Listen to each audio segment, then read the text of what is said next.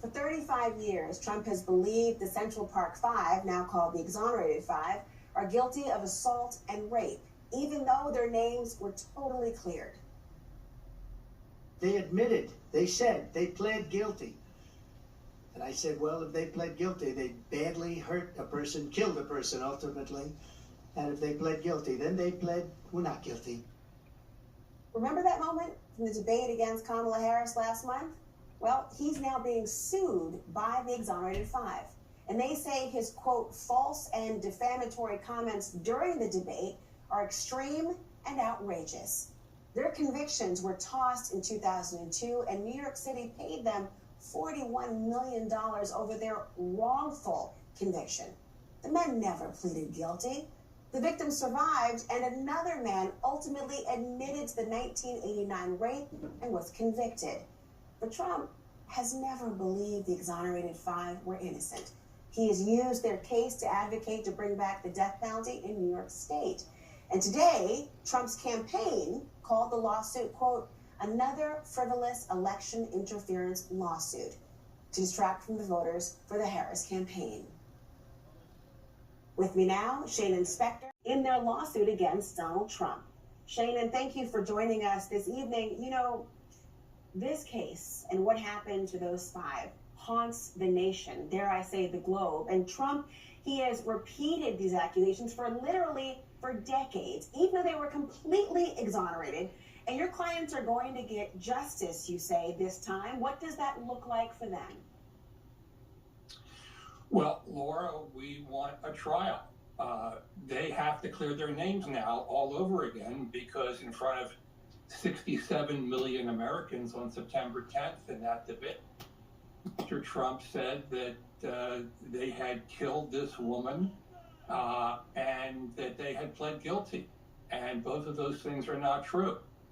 So now we have to clear their names all over again in a courtroom, in a trial, where we're going to be seeking damages to both compensate these five men and to punish Mr. Trump.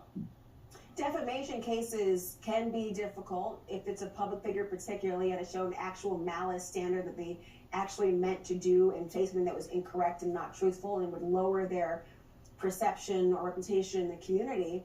He's well aware of defamation cases. He lost a suit this year brought by E. Jean Carroll and was ordered to pay $83 million. Is that case a kind of roadmap for your clients? Well, every defamation case is different on the facts, but in terms of the law to be applied, it is the same law. And Mr. Trump has only a passing acquaintanceship with the truth, unfortunately. And that is on display in this situation. He has been after these five men for the last 35 years, and he's known for more than 20 years that they were absolutely not guilty, because the guilty person confessed. His DNA was matched to the victim. He was tried, he was convicted, he was imprisoned.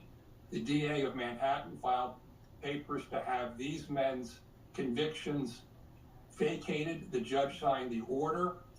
So there's no doubt that they are not guilty. Everyone knows they're not guilty who has studied the matter, but Mr. Trump persists in this alternate reality, which he would prefer, which is that they be guilty in his mind, and that he communicates that in this debate to the entire nation. I mean, it's so well known that they are exonerated and did not commit the crimes. It's actually called, they're often referred to as the Exonerated Five. I mean, the idea that they are having to go through this again as adults, which is quite different, but still knowing that they did not commit these crimes, and certainly that is almost universally known. I wonder what you make of Trump's response to the lawsuit through his campaign, accusing your clients of, get this, election interference. What's your reaction to that? Well, I think it's unfortunate that Mr. Trump had his campaign respond to this matter. It's a lawsuit, and he ought to have his lawyer respond, and his lawyer should say whether it's true or whether it's false. And this is not an issue about politics. It's not an issue about the campaign. It's an issue about these allegations that he defamed these five men. and he's going to have to face those allegations in a court of law, where he'll have an attorney representing him and not a campaign spokesperson. So I just think it's unfortunate that he's decided to take that, oh, this is all politics route. One more thing, Laura, if I may say. I know that you know this case very well, and you know these men are not guilty. But 67 million Americans watched that debate. And nearly no one who watched that debate has the familiarity with the facts that you have. The reality is that most Americans don't know much or anything about this incident that occurred in New York City in 1989. They don't know who the Central Park Five are, now called the Exonerated Five correctly. And so when he says these things about these men, that they pled guilty, that they killed this woman, of course she's not dead at all, he is creating an impression out there that soils their names and that requires them to clear their names in a court of law. Shane Inspector will follow this case very closely. Thank you so much for joining. Laura, thank you.